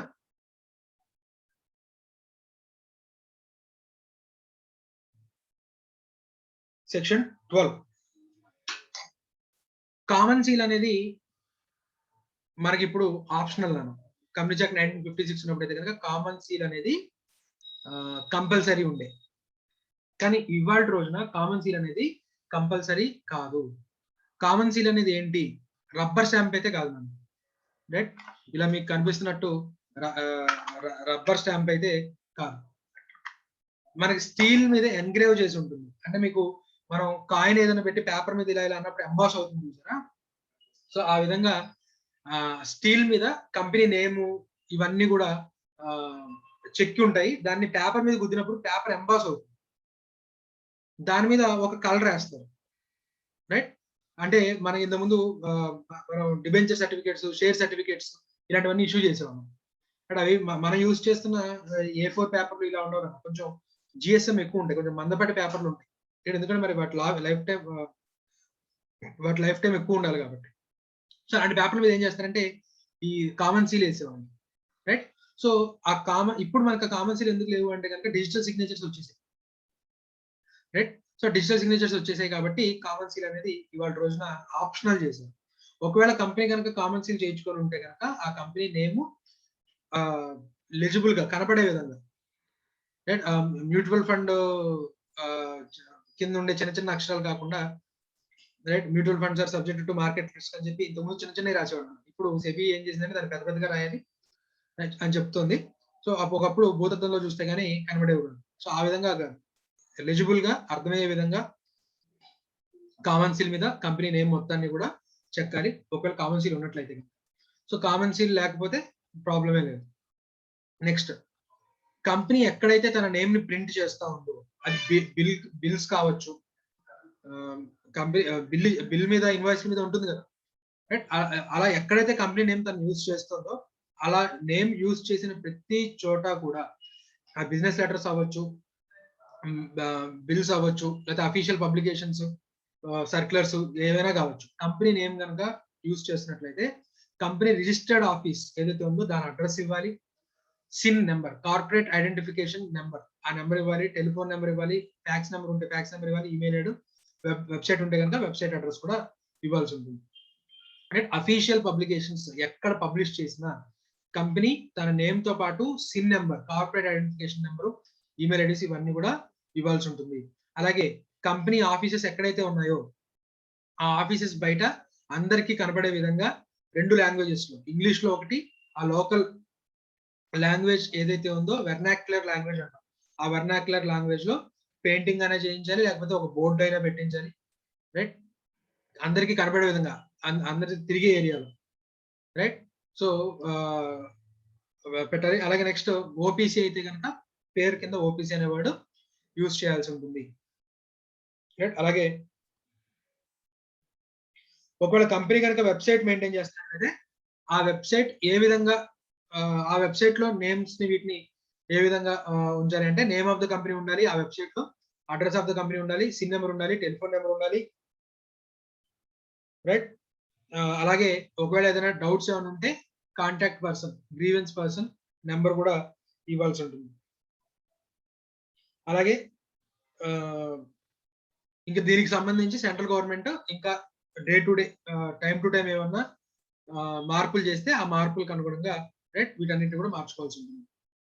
ఇది publication of name loan, right. అందుకే మనం బ్యాంక్ ఆడిట్ కానీ లేదా వీటికి కానీ వెళ్ళినప్పుడు, రైట్, ఉండే చెక్ లిస్ట్ లో ఏంటంటే బ్యాంక్ బయట కంపెనీ రిజిస్టర్డ్ ఆఫీస్ కి సంబంధించి బోర్డు పెట్టారా లేదా, అది కూడా ఒక చెక్ లిస్ట్ ఉంటుంది, రైట్. అంటే వాటి ఎక్కడ బ్రాంచెస్ ఉన్నా సరే, ప్లేస్ ఆఫ్ బిజినెస్ ఎక్కడ ఉన్నా సరే కంపెనీ రిజిస్టర్డ్ ఆఫీసే కాదు, రిజిస్టర్డ్ ఆఫీస్ బయట ఎలాగో ఉండాలి బోర్డు, కంపెనీ రిజిస్టర్డ్ ఆఫీస్ ఎక్కడైతే అడ్రస్ ఉందో ఆ అడ్రస్ దగ్గర కూడా ఒక బోర్డు ఉండాలి.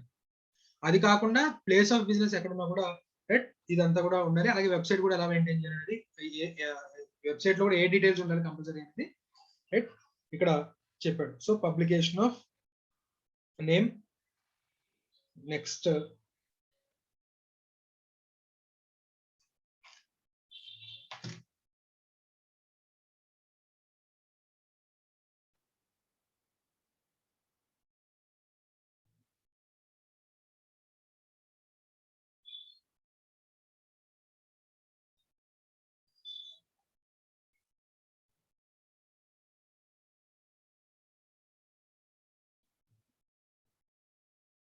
Unauthorised usage of limited, word limited అనేది ఇంకొకటి ఉండాలి, నాకు కనబడట్లేదు. చెప్పాను కదా రోజుకు 1000 రూపీస్ ఫైన్ పడుతుందని చెప్పాను కదా, అది unauthorised usage of word limited or private limited in the name, అది కూడా ఒకటి ఉంటుంది.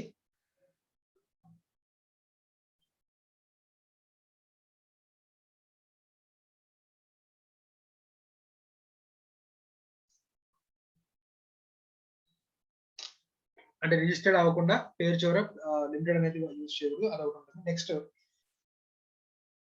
ఇప్పుడు ఆల్టరేషన్, మనం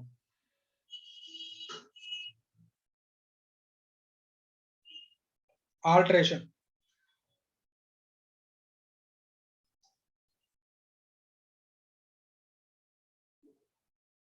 కంపెనీ పేరులో ఏ చిన్న మార్పు జరిగినా కూడా అది ఆల్టరేషన్ అవుతుంది. రైట్, ఈ ఆల్టరేషన్ జరగడానికి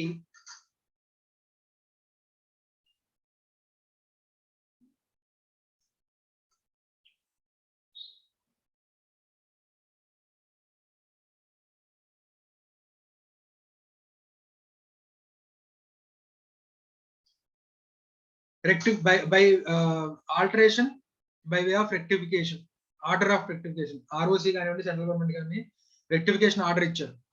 సో ఆ రెక్టిఫికేషన్ ఆర్డర్ ని ద్వారా కూడా మనం నేమ్ మార్చుకోవచ్చు, లేదా కంపెనీ వాలంటరీగా తన నేమ్ మార్చుకుందాం అనుకుంటాం. రైట్, సే మీకు ఇప్పుడు వోడాఫోన్ ఐడియా మెర్జర్ అయిపోయి పేరుని వీగా మార్చుకున్నాం. రైట్, జనరల్ అయితే మెర్జ్ అయిపోతే కనుక ఐడియా వోడాఫోన్ లో మెర్జ్ అయిపోయింటే వోడాఫోన్ ఒక్కటే ఉండే సరిపోయేది, కానీ వీగా మార్చుకున్నాను. సో అలా వాలంటరీగా మార్చుకోవాలి అనుకుంటున్నాను. దాని ప్రొసీజర్ ఏంటి? సో ఆల్టరేషన్ లో మనకి ఆల్టరేషన్ అనేది రెండు రకాలుగా జరగచ్చు. రెక్టిఫికేషన్ ద్వారా అయినా జరగచ్చు, లేదా వాలంటరీగా అయినా జరగచ్చు. సో ఫస్ట్ మనం రెక్టిఫికేషన్ చూద్దాం. మనం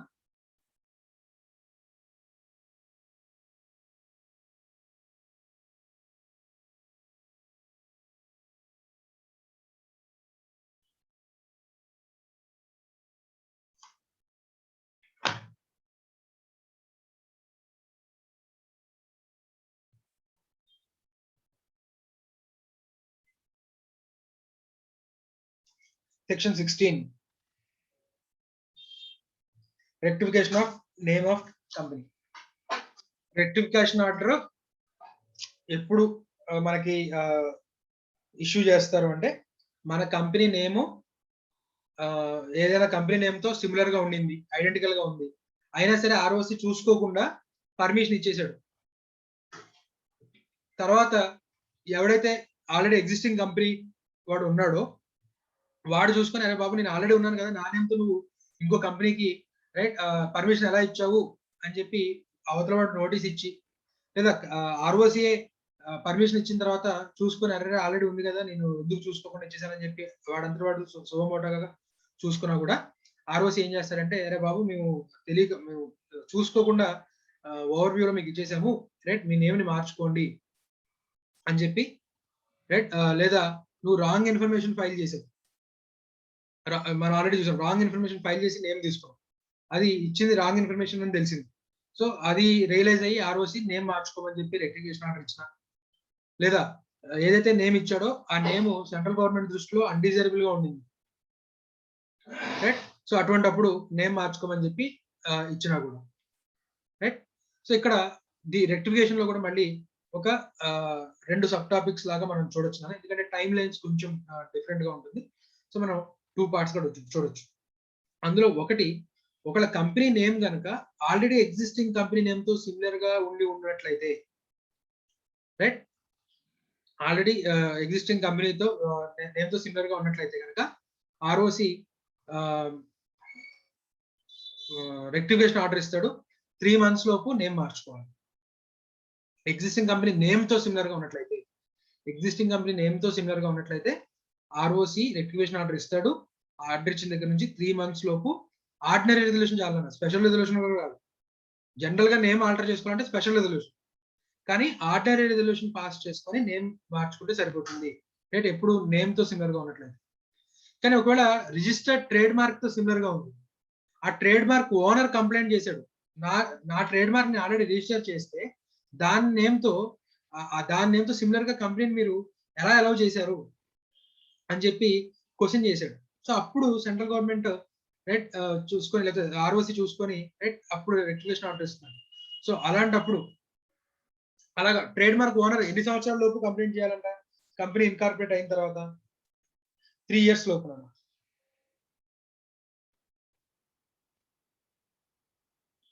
with in 3 years of registration of company with such name or new name. అంటే ఎగ్జిస్టింగ్ కంపెనీ నేమ్ ఆల్టర్ చేసుకొని రైట్ న్యూ నేమ్ గా మార్చుకుంది, అక్కడ నుంచి 3 years, లేదా కొత్త కంపెనీ ఇన్కార్పొరేట్ అయిన దగ్గర నుంచి 3 years లోపు right trade mark owner realize అయ్యి కంప్లైంట్ చేసుకుంటే ఓకే. 3 years దాటిపోతే ఇంకా రెక్టిఫికేషన్ పిటిషన్ వేయలేడు. ట్రేడ్ మార్క్ ఓనర్ ఎవరైతే ఉన్నాడో ఆ ట్రేడ్ మార్క్ ఓనర్ జాగ్రత్తగా చూసుకుంటూ కంపెనీ నేమ్, కొత్తగా కంపెనీస్ ఏమి ఇన్కార్పొరేట్ అవుతున్నాయో చూసుకుంటూ, దాంట్లో ఆ ట్రేడ్ మార్క్ తో సిమిలర్ గా ఏదైనా కంపెనీ ఇన్కార్పొరేట్ అయితే 3 years లోపు సెంట్రల్ గవర్నమెంట్ కి కంప్లైంట్ పెడితే central government rectification order on receipt of application central government కనుక ఓకే ట్రేడ్ మార్క్ తో సిమిలర్ గా ఉంది అని సెంట్రల్ గవర్నమెంట్ ఒప్పుకుంటే అప్పుడు సెంట్రల్ గవర్నమెంట్ ఏం చేస్తుంది? రెక్టిఫికేషన్ ఆర్డర్ ఇస్తుంది. ఆ రెక్టిఫికేషన్ ఆర్డర్ అయితే కనుక 6 months లోపు పేరు మార్చుకోవాలన్నా ఇక్కడ కూడా ఆర్డినరీ రెజల్యూషన్.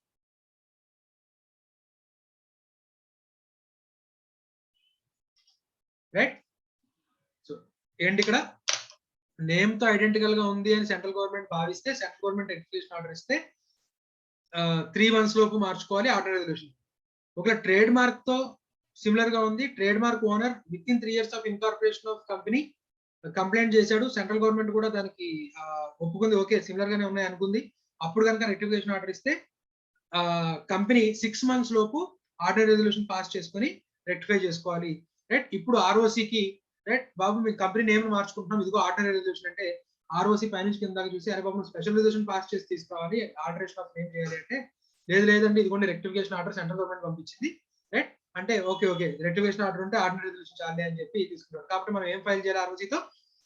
మన resolution, ordinary resolution along with rectification order must be submitted to ROC with in 15 days of passing resolution. Right, ఒకప్పుడు 30 days ఉండేది నాన్న, ఇప్పుడు ఆ టైం ని 15 days మార్చారు. రెజల్యూషన్ పాస్ చేసిన 15 రోజుల లోపు ఆర్ఓసికి మనం notice of rectification of name అంటే సెంట్రల్ గవర్నమెంట్ పంపించినటువంటి నోటీసు, అలాగే మనం ఏదైతే ఆ రెజల్యూషన్ పాస్ చేసుకున్నామో ఆ రెజల్యూషన్ మరి ఇప్పుడు సర్టిఫికేట్ ఆఫ్ మెమరాండం లో కూడా ఆ చేంజెస్ చేయాలిగా. సో ఆల్టర్డ్ మెమరాండము అన్ని కలిపి ఫైల్ చేస్తే right ROC fresh certificate of incorporation ఇస్తుంది. ఎందుకంటే మరి సర్టిఫికేట్ ఆఫ్ ఇన్కార్పొరేషన్ లో మన ఓల్డ్ నేమ్ ఉంది కదా రైట్. సో దాంట్లో సింపుల్ గా కొట్టేసి ఆ పైన రాయదు రైట్, కొత్త ఫ్రెష్ సర్టిఫికేట్ ఆఫ్ ఇన్కార్పొరేషన్ ఇస్తారు. ఆ ఫ్రెష్ సర్టిఫికేట్ ఆఫ్ ఇన్కార్పొరేషన్ లో previously the company name was అని కూడా మెన్షన్ చేస్తారు. పాత నేమ్ ఏంటి, ఇప్పుడు ప్రెసెంట్ నేమ్ ఏంటి అనేది కూడా మెన్షన్ చేస్తారు. ఇది rectification of name.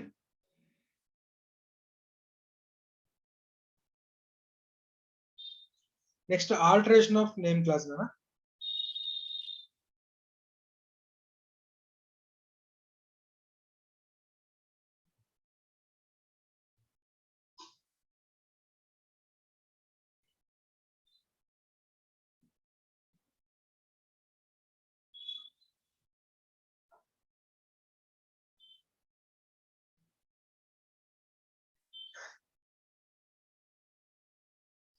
Alteration of name clause. So చూడండి, స్పెషల్ రెజల్యూషన్ నేమ్ క్లాస్ ని మార్చుకోవాలంటే స్పెషల్ రెజల్యూషన్ కావాలి రైట్. అలాగే మనం ఏదైతే కొత్త నేమ్ పెట్టుకుంటున్నామో ఆ కొత్త నేమ్ సెంట్రల్ గవర్నమెంట్ అప్రూవ్ చేయాల్సిన పని లేదనుకోండి, మనం 8 లో చెప్పుకున్నాం కదా, సెంట్రల్ గవర్నమెంట్ అప్రూవ్ చేయాల్సిన పని లేకపోతే ఓకే నో ప్రాబ్లం రైట్, లేదా సెంట్రల్ గవర్నమెంట్ పర్మిషన్ తీసుకోవాలి. అలాగే నువ్వు స్పెషల్ రిజల్యూషన్ తీసుకున్న వెంటనే పేరు మారిపోతున్నావు. నువ్వు జిఎంబి జనరల్ మీటింగ్ పెట్టుకున్నావు, స్పెషల్ రిజల్యూషన్ పాస్ చేసుకుని ఈ కంపెనీ నేమ్ మార్చు, స్పెషల్ రిజల్యూషన్ పాస్ చేసావు. స్పెషల్ రిజల్యూషన్ పాస్ చేసిన దగ్గర నుంచి నేమ్ మారినట్టు కాదు, దానికి సెంట్రల్ గవర్నమెంట్ పర్మిషన్ వచ్చి ఆర్ఓసి రిజిస్టర్ చేసుకొని ఫ్రెష్ సర్టిఫికేట్ ఆఫ్ ఇన్కార్పొరేషన్ ఇచ్చిన తర్వాత ఆ ఫ్రెష్ సర్టిఫికేట్ ఆఫ్ ఇన్కార్పొరేషన్ నీ చేతిలో ఉన్న దగ్గర నుంచి నేమ్ మారినట్టు. రైట్? అంటే ఇక్కడ మనం స్పెషల్ రిజల్యూషన్ పాస్ చేసుకొని మనం ఆర్ఓసికి ఇస్తాము. అండ్ ఆర్ఓసి అంటే ఇక్కడ మనకి సెంట్రల్ గవర్నమెంట్ పర్మిషన్ ఇస్తుంది. ఇక్కడ సేమ్ అంటే మనం MCA 21 సైట్ లోనే మనం అప్లోడ్ చేస్తాం కదా, దానికి అప్రూవల్ అదట్టి సెంట్రల్ గవర్నమెంట్, ఆర్ఓసి కాదు, సెంట్రల్ గవర్నమెంట్ అప్రూవ్ చేస్తాం అనమాట. ఆల్టర్నేట్ నేమ్ ఏదైతే అప్లోడ్ చేసేది మాత్రం మనం MCA 21 సైట్ లోనే అప్లోడ్ చేస్తాము. అయితే ఇప్పుడు మనం చెప్పుకోబోయే 2 కేసెస్ కి సెంట్రల్ గవర్నమెంట్ పర్మిషన్ అవసరం లేదట. మనం ప్రైవేట్ కంపెనీ నుంచి పబ్లిక్ కంపెనీగా మారుతున్నాం, లేదా పబ్లిక్ కంపెనీ నుంచి ప్రైవేట్ కంపెనీగా మారుతున్నాం. ఇటువంటిప్పుడు ఏం చేయాలి? ప్రైవేట్ కంపెనీ నుంచి పబ్లిక్ గా మారేటప్పుడు నేమ్ లో ప్రైవేట్ అనే వర్డ్ డిలీట్ చేస్తాం. పబ్లిక్ కంపెనీ నుంచి ప్రైవేట్ కంపెనీగా మారిపోయిన కనుక పేరులో ప్రైవేట్ అనే వర్డ్ ని ఇంక్లూడ్ చేస్తాం, ఎడిషన్ చేస్తాం. సో అక్కడ కూడా నేమ్ క్లాస్ మారుతున్నట్టే. కానీ అలాంటి జస్ట్ ఆ కన్వర్షన్ కోసం అయితే కనుక సెంట్రల్ గవర్నమెంట్ అప్రూవల్ అవసరం లేదు అని చెప్తున్నారు. ఎందుకంటే ఆ ప్రొసీజర్ లోనే మనం private to public, public to దీంట్లోనే మనకి అప్రూవల్ ప్రొసీజర్ ఆటోమేటిక్ గా ఉంటుంది కాబట్టి స్పెసిఫిక్ గా మళ్ళీ ఇక్కడ పర్మిషన్ అవసరం లేదు అని చెప్తాడు. అలాగే కొత్తగా ఏదైతే మనం ఆర్డర్ చేసుకుంటున్న నేమ్ ఏదైతే కొత్త నేమ్ ఏదైతుందో అది సెక్షన్ 4 కి అనుగుణంగానే ఉండాలి. అంటే సెక్షన్ 4 లో చెప్పుకున్న క్లాజెస్ అవి కాకుండా 80, 88 రూల్స్ ఏవైతే ఉన్నాయో వాటిని ఫుల్ఫిల్ చేయాలి. అలాగే కాపీ ఆఫ్ రెజల్యూషన్, ఒకవేళ సెంట్రల్ గవర్నమెంట్ అప్రూవల్ మనకి అవసరం పెడితే ఆ అప్రూవల్ లెటర్ రెండింటిని ఆర్ఓసి ఫైల్ చేస్తే ఆర్ఓసి ఏం చేస్తాడు, మనకి ఫ్రెష్ సర్టిఫికేట్ ఆఫ్ ఇన్కార్పొరేషన్ అనేది ఇస్తాడు. ఆ fresh certificate of incorporation A date అయితే వచ్చిందో ఆ డేట్ నుంచి మనకి కంపెనీ నేమ్ మారినట్టు. అంతేగాని రెజల్యూషన్ పాస్ చేస్తాం, ఏజిఎం లో రెజల్యూషన్ పాస్ చేస్తాం, అక్కడి నుంచి ఎఫెక్టివ్ కాదు. ఆ resolution along with central government approval నువ్వు ఏం చేసావు, ఆర్ఓసికి ఫైల్ చేసావు, ఆర్ఓసి దాన్ని అప్రూవ్ చేసి ఫ్రెష్ సర్టిఫికేట్ ఆఫ్ ఇన్కార్పొరేషన్ ఇచ్చాడు, ఆ రోజు నుంచి ఎఫెక్ట్ అవుతుంది ఆల్టరేషన్ ఆఫ్ నేమ్ అనేది. రైట్? సో ఇది మనకి alteration of name.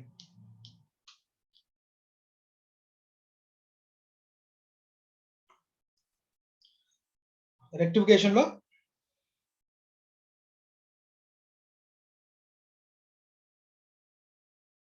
identical or similar with existing company's name, identical or similar with trademark. Existing company similar అయితే కనుక దానికి టైం లిమిట్ ఏం లేదు, 3 years లోపే కంప్లైంట్ చేయాలి, 5 years లోపే కంప్లైంట్ చేయాలి, అలా ఏం లేదు. సో సిమిలర్ అయితే కనుక ఒకవేళ అవతల పాత కంపెనీ ఏదైతే ఉందో వాళ్ళు కనుక కంప్లైంట్ చేసినట్లయితే రెక్టిఫికేషన్ ఆర్డర్ ఇచ్చిన దగ్గర నుంచి 3 months లోపు, రెక్టిఫికేషన్ ఆర్డర్ ఇచ్చిన దగ్గర నుంచి less than or equal to 3 months లోపు నేమ్ మార్చుకోవాలి by passing resolution. Special resolution ordinary resolution? Ordinary resolution. ఒకవేళ ట్రేడ్ మార్క్ తో సిమిలర్ గా ఉంటే ట్రేడ్ మార్క్ ఓనర్ ఎన్ని సంవత్సరాల్లో కంప్లైంట్ చేయాలి? Within 3 years. Less than or equal to 3 years objection raise చేస్తే రెక్టిఫికేషన్ ఆర్డర్ ఇచ్చిన దగ్గర నుంచి ఎన్ని నెలల్లోపు మార్చుకోవాలన్నా నేము? Within 6 months. 6 months. Okay, within 6 months. Resolution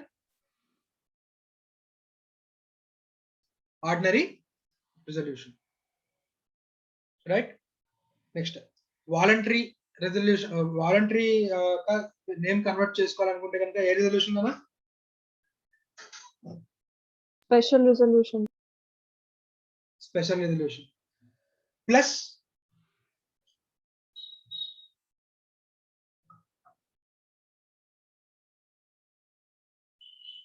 ఇక్కడ మనకి రెజల్యూషన్స్ అన్న ఆర్డినరీ రెజల్యూషన్, స్పెషల్ రెజల్యూషన్. కొన్నిటికి ఏముంటదంటే ఆర్డినరీ రెజల్యూషన్ కానీ స్పెషల్ రెజల్యూషన్ కానీ కొన్ని అడిషనల్ రిక్వైర్మెంట్స్ ఉంటాయి. అలాగే ఇక్కడ మనకి స్పెషల్ రెజల్యూషన్ తో పాటు అడిషనల్ రిక్వైర్మెంట్ ఏంటి? Central government approval. Central government approval వేటికి అవసరం లేదు నాన్న. ప్రైవేట్ టు పబ్లిక్ కానీ public to private. Public to private కానీ కన్వర్ట్ అవుతున్నప్పుడు సెంట్రల్ గవర్నమెంట్ పర్మిషన్ అవసరం లేదు. ఓకేనా? నెక్స్ట్ ఈ private to public to private conversion procedure ఉంది, అది కూడా మనం అండర్ నేమే చదివాము. రైట్, సరే ఒకసారి చెప్పండి, మనకి ప్రైవేట్ నుంచి పబ్లిక్ కి మారుతున్నప్పుడు గవర్నమెంట్ ఎక్కువ రెస్ట్రిక్షన్స్ పెడుతుందా? యాక్ట్ లో ఎక్కువ రెస్ట్రిక్షన్స్ ఉంటాయా? పబ్లిక్ నుంచి ప్రైవేట్ కి మారుతుంటే ఎక్కువ రెస్ట్రిక్షన్స్ ఉంటాయా? ఫస్ట్ చెప్పండి, మనకి ప్రైవేట్ కంపెనీకి అప్లికబుల్ అయ్యే కంప్లైన్సెస్ ఎక్కువ ఉన్నాయా? పబ్లిక్ కంపెనీకి అప్లికబుల్ అయ్యే కంప్లైన్సెస్ ఎక్కువ ఉన్నాయా?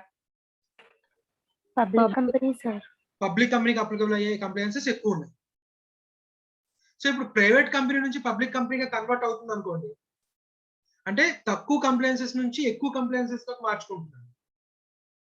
సో మనకి ఆర్ఓసి కానీ లేదా కంపెనీస్ యాక్ట్ ఎక్కువ ప్రొసీజర్ పెడుతుందా తక్కువ ప్రొసీజర్ పెడుతుందా ప్రైవేట్ టు పబ్లిక్? ఎక్కువ సార్. ప్రైవేట్ టు పబ్లిక్ మారుతున్నప్పుడు అంటే ఇంతకుముందు వాడికి తక్కువ కంప్లైన్సెస్ ఉండేవి, ఇప్పుడు వాడంతా వాడు వాలంటరీగా ఎక్కువ కంప్లైన్సెస్ ఉన్న రిజిస్ట్రేషన్ వైపు వెళ్తాడు public company. So private to public వెళ్తున్నప్పుడు ప్రొసీజర్ ఎక్కువ ఉంటుందా తక్కువ ఉంటుందా? లేదు ఇంకా మీకు అర్థం కావాలంటే ప్రైవేట్ కంపెనీలో మెంబర్స్ ఎక్కువ ఉంటారా పబ్లిక్ కంపెనీలో మెంబర్స్ ఎక్కువ ఉంటారా? పబ్లిక్ లో ఎక్కువ ఉంటారు సార్. పబ్లిక్ కంపెనీలో మెంబర్స్ ఎక్కువ ఉంటారు. సో మెంబర్స్ ఎక్కువ ఉన్న చోట వాళ్ళ ఇంట్రెస్ట్లు కాపాడాలా, తక్కువ మంది ఉన్న చోట మరి ప్రైవేట్ కంపెనీకి రెస్ట్రిక్షన్స్ తక్కువ ఎందుకు ఉంటాయన్నా? ప్రైవేట్ కంపెనీలో చాలా తక్కువ మంది ఉంటారు and that kit and kit, ఒకరికొకరు తెలిసిన వాళ్ళు ఉంటారు కాబట్టి అక్కడ ఎక్కువ రెస్ట్రిక్షన్స్ పెట్టాల్సిన అవసరం లేదని ప్రైవేట్ కంపెనీకి చాలా రెస్ట్రిక్షన్స్ నుంచి చాలా కంప్లైన్సెస్ నుంచి మనకి ఎక్సెప్షన్ ఇచ్చింది. పబ్లిక్ కంపెనీలో అన్లిమిటెడ్ మెంబర్స్ చాలా మంది పబ్లిక్ ఉన్నారు, వాళ్ళ ఇంట్రెస్ట్ కాపాడడానికి అక్కడ ఎక్కువ కంప్లైన్సెస్ ఉన్నాయి. సో ఇప్పుడు ఒక కంపెనీ ప్రైవేట్ నుంచి పబ్లిక్ కి కన్వర్ట్ అవుతా ఉంది, ఇంకో కంపెనీ పబ్లిక్ నుంచి ప్రైవేట్ కన్వర్ట్ అవుతుంది, ఏ కేసులో ఎక్కువ రెస్ట్రిక్షన్స్ ఉంటాయి? Public to private. Public to private convert అవుతున్నప్పుడు ఎక్కువ రెస్ట్రిక్షన్స్ ఉంటాయి, ఎక్కువ ప్రొసీజర్ ఉంటుంది. ప్రైవేట్ నుంచి పబ్లిక్ మారుతున్నప్పుడు పెద్దగా ప్రొసీజర్ ఏమి ఉండదు, ఒక రెజల్యూషన్ పాస్ చేసుకొని ప్రైవేట్ టు పబ్లిక్ మారిపోవడమే. పబ్లిక్ టు ప్రైవేట్ మాత్రం చాలా కంప్లైంట్స్ ఉంటుంది. Right, so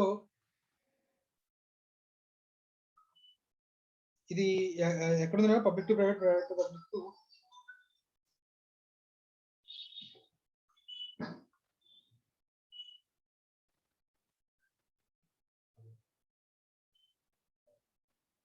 Rule 41.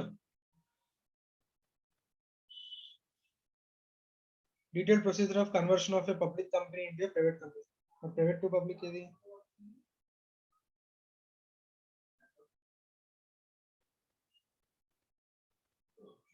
ఇక్కడ ఆల్టరేషన్ ఆఫ్ ఆర్టికల్స్ లో conversion of private company into a public company, అలాగే conversion of public company into a private company. Right, ఒకసారి ఇప్పటిదాకా చెప్పింది అంతా కూడా ఒకసారి చదివిన తర్వాత అప్పుడు ఒకసారి కన్వర్షన్ చదవడం. మనం నెక్స్ట్ క్లాస్ లో ఈ conversion of private to public, public to private చెప్పుకొని మళ్ళీ మిగిలిన క్లాసెస్ ఏవైతే ఉన్నాయో ఆ క్లాసెస్ కి సంబంధించి ఆల్టరేషన్ అలాగే ఆ క్లాసెస్ ఇన్ డెప్త్ అనాలిసిస్ చూద్దాము. మీరు మాత్రం ఒకసారి జస్ట్ ఒక ఇప్పటిదాకా చెప్పినంత కూడా చదివి ఆ తర్వాత మళ్ళీ private to public, public to private conversion ఏదైతే ఉందో అదంతా కూడా చదవండి అలాంగ్ విత్ రూల్ నాన్న. ఇక్కడ చూడండి, detail procedure for conversion of public company అంటే ప్రైవేట్ కంపెనీ. పబ్లిక్ నుంచి ప్రైవేట్ కన్వర్ట్ అయ్యేటప్పుడే చూడండి ఎన్ని రూల్స్ ఉన్నాయి. ప్రైవేట్ టు పబ్లిక్ మళ్ళీ మనకి విడిగా ఎన్ని రూల్స్ చెప్పాలి, ఆ పైన ఒక 4 లైన్లు ఇచ్చాడు అంతే. కానీ పబ్లిక్ టు ప్రైవేట్ కి మాత్రం రైట్ చాలా ప్రొసీజర్ ఉండింది, ఇన్ డీటెయిల్ ప్రొసీజర్ ఇచ్చాడు. రైట్, సో ఒకసారి ఆ ప్రొసీజర్ ఒకసారి చదివితే నేను జస్ట్ గ్రాఫికల్ గా చెప్పేసుకొని రైట్ మనం నెక్స్ట్ టాపిక్స్ లోకి మూవ్ అవుదాం. ఇప్పటిదాకా చెప్పిందంటే డౌట్స్ ఏమైనా ఉంటే అడగండి.